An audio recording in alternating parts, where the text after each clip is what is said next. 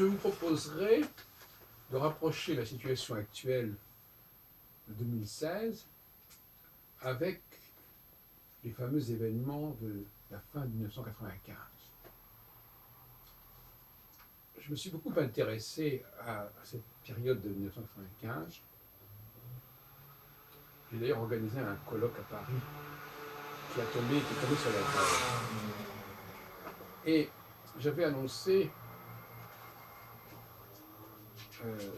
fin 94 une échéance importante pour la fin de 95 parce que Saturne repassait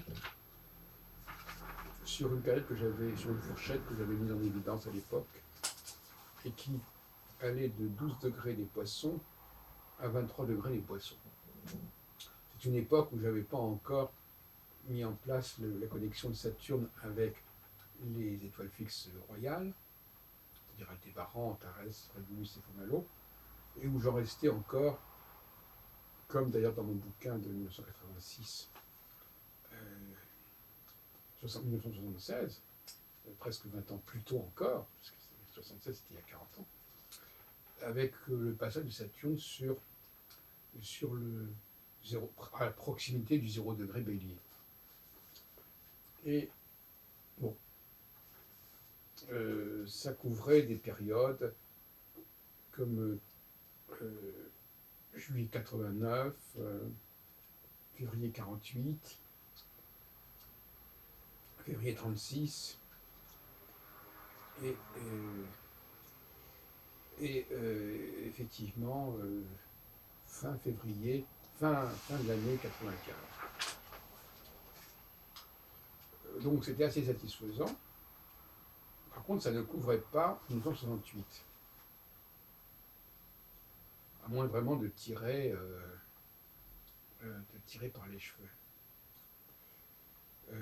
Je l'avais inclus d'ailleurs 1968, mais enfin je pense que c'était un petit peu exagéré. Alors, je dois évidemment jeter un nouveau regard sur mon analyse de l'époque, sur mon Saturne, qui est d'ailleurs consacré aux mouvements sociaux. Avec une illustration qui était faite par ma femme de l'époque, Larissa. Alors, il y a eu plusieurs éditions qui sont parues d'ailleurs, qui ont été diffusées dans le cadre du salon de l'astrologue de la Porte-Maillot, organisé par Christophe de Seine, Francis Santoni, et en liaison avec le congrès d'Yves Lenoble, qui avait lieu au mois de mars, je crois, tous les ans, depuis 90. Et c'est d'ailleurs là aussi que j'ai diffusé mon guide de la vie astrologique. Donc vous voyez que je n'ai jamais renoncé à faire l'astrologie mondiale et que l'utilisation de Saturne comme angle précisément était déjà en place à cette époque-là, alors que 20 ans plus tôt, quand j'ai publié l'astrologie sensorielle en hors série, enfin en carté dans le Cosmopolitan de décembre 1976, là j'avais encore les 4 planètes, Mars, Jupiter, Saturne, Uranus. Et donc il y a eu en 76 Mars, Jupiter, Saturne, Uranus. En 95 il n'y avait plus que Saturne, mais avec le zéro Bélier. Et aujourd'hui il y a Saturne avec les 4 étoiles fixes royales. Donc le tout se situe sur 40 ans.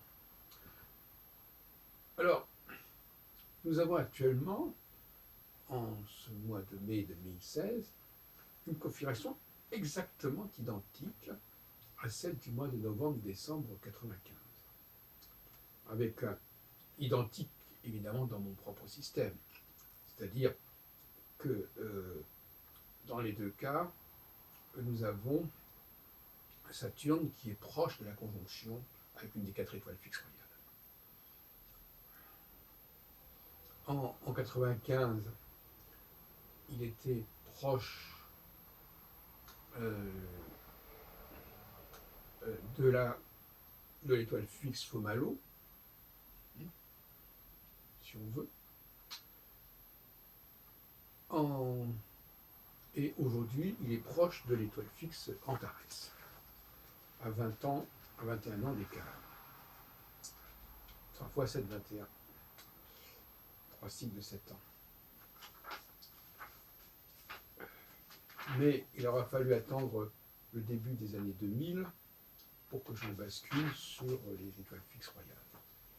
Et que j'abandonne ce point vernal qui n'avait aucun intérêt et qui n'avait aucune visibilité surtout.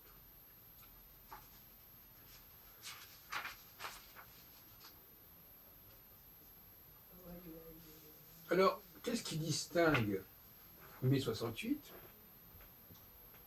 de décembre 95 et de mai 2016? Parce que le rapprochement est tentant. Mais en réalité, les configurations astrales sont totalement différentes. En 95 et en 2016, nous avons une conjonction qui s'est produite peu avant entre Saturne et une des 4 étoiles fixes royales, alors qu'en 2068, nous avons ce qu'on appelle le triangle sidéral, c'est-à-dire on n'est plus du tout dans la conjonction, puisque Saturne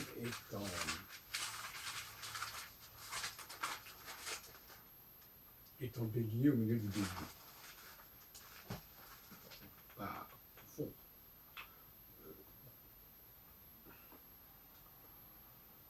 Alors,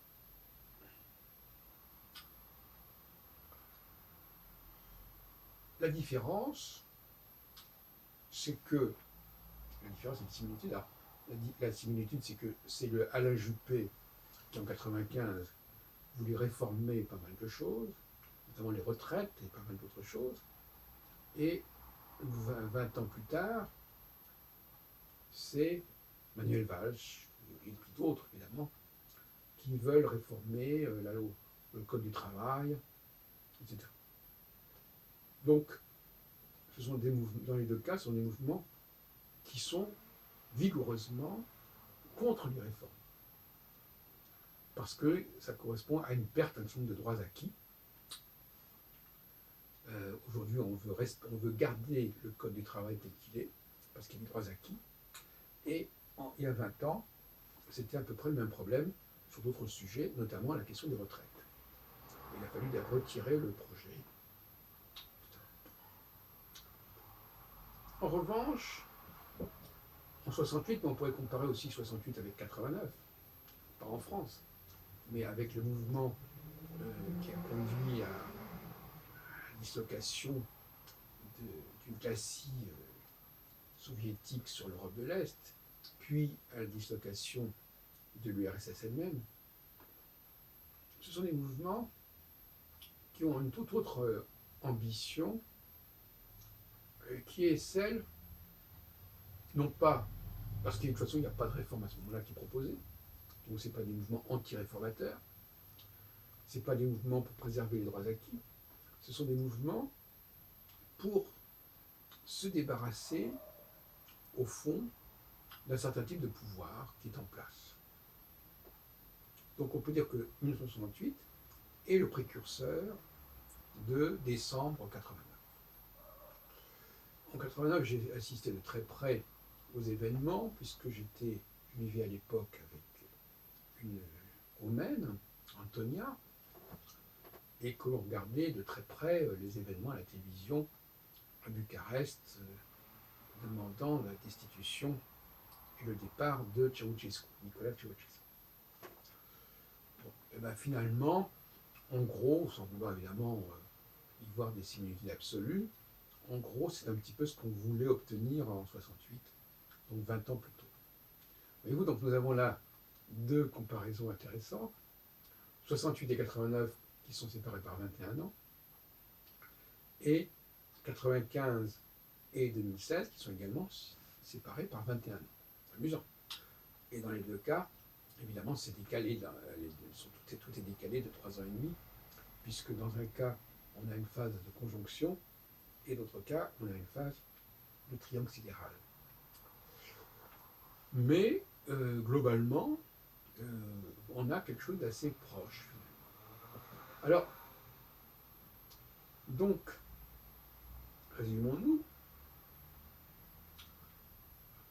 en 1995 et en 2016, au fond, ce qu'on demande, c'est le retrait des réformes.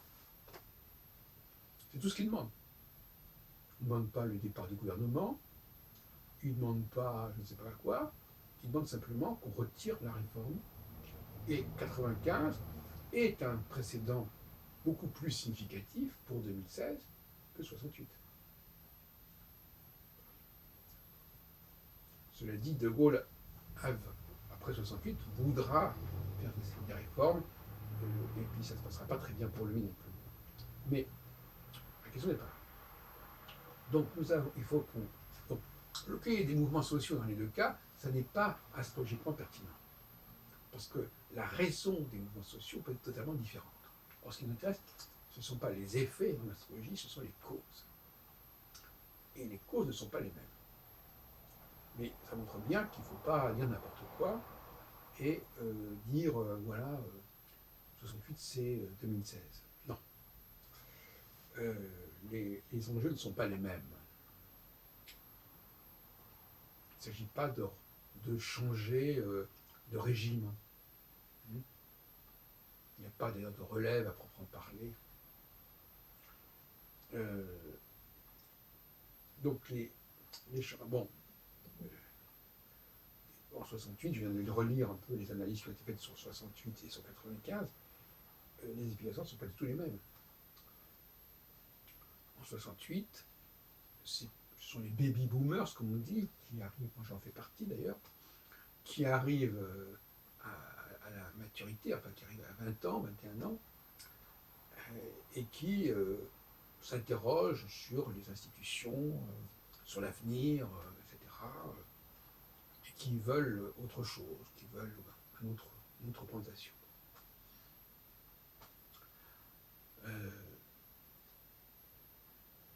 André Barbeau, quand il a travaillé sur 1989, n'a absolument pas fait de rapprochement avec 1968, parce qu'il n'avait pas les mêmes outils, il n'avait pas les moyens de voir les comparaisons, les rapprochements entre les deux.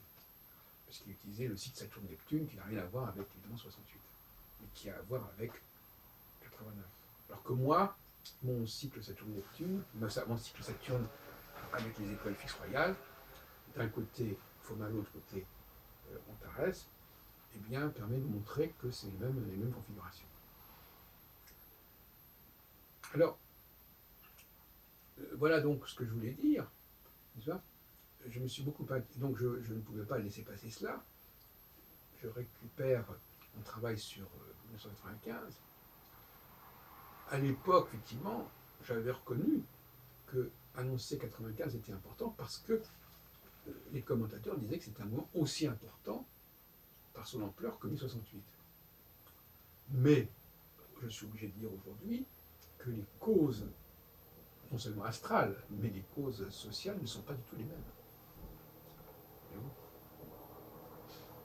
Alors il faudrait peut-être creuser cela, mais ça veut dire quoi? Et ça veut dire qu'en définitive, l'astrologie a un rapport, et je le disais déjà à l'époque, il y a 20 ans, un rapport direct avec les mouvements sociaux. Que les mouvements sociaux, c'est un phénomène extrêmement important pour la mise en évidence de l'astrologie mondiale. Je vous fais passer les illustrations que j'avais mises à l'époque des différents moments sociaux en rapport avec Saturne. Alors on trouve un peu de tout, là j'en ai cité quelques-uns. Mais j'étais fasciné par ces mouvements populaires, ces mouvements de masse comme ça. Mais alors je le relis à l'époque simplement à l'arrivée de Saturne tous les 30 ans au même point du zodiaque. Mais maintenant je travaille plus du tout comme ça, puisque je divise mon système en cycle de 7 ans et non pas en un cycle de 28 ans. Donc c'est pas non plus la même démarche, le même modèle, mais on voit l'évolution du système, le passage d'un cycle unique qui serait signifiant lorsque Saturne se rapproche du point vernal, se rapproche, pas totalement, parce que d'ailleurs la position zéro bélier, elle est très ambivalente, puisque zéro bélier est proche du milieu du bélier qui correspond au triangle sidéral, alors que, en fin de compte, il faudrait rapprocher cela plutôt de ce qui s'est joué au début du signe mutable. Mais bon, ça c'est, les outils ne sont pas les mêmes, selon qu'on se sert avec la théorie du point vernal, on est obligé de rapprocher mai 95 de l'approche de zéro bélier, alors que ce n'est pas du tout ça. Zéro bélier est un non-événement. C'est une sorte de mi-point entre la position de la toile fixe au début du signe mutable et la position de Saturne au milieu d'un signe cardinal lorsqu'il est à mi-chemin entre deux étoiles fixes royales. Donc c'est pas du tout ça, et de toute façon ça n'a pas beaucoup d'intérêt. Mais ça vous montre bien qu'on est obligé de jongler entre le modèle qu'on utilise et on voit les événements à travers quelque part ce modèle d'une manière ou d'une autre. Tout ça, c'est l'histoire de l'astrologie mondiale sur 40 ans, du moins de mon point de vue. Donc finalement, on n'arrive pas du jour au lendemain à la théorie que j'ai développée aujourd'hui.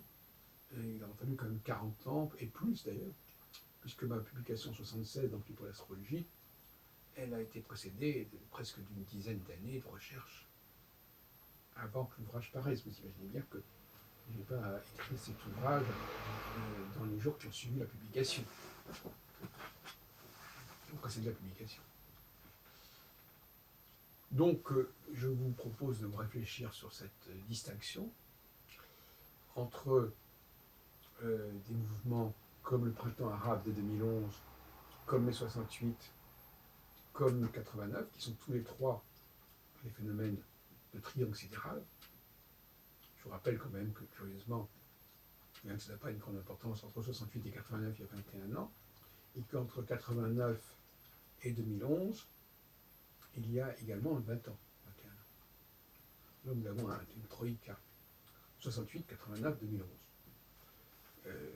qui montre bien que le travail de Barbeau sur le site de Saturne Neptune n'a pas une grande valeur au bout du compte quand on le resitue dans le temps.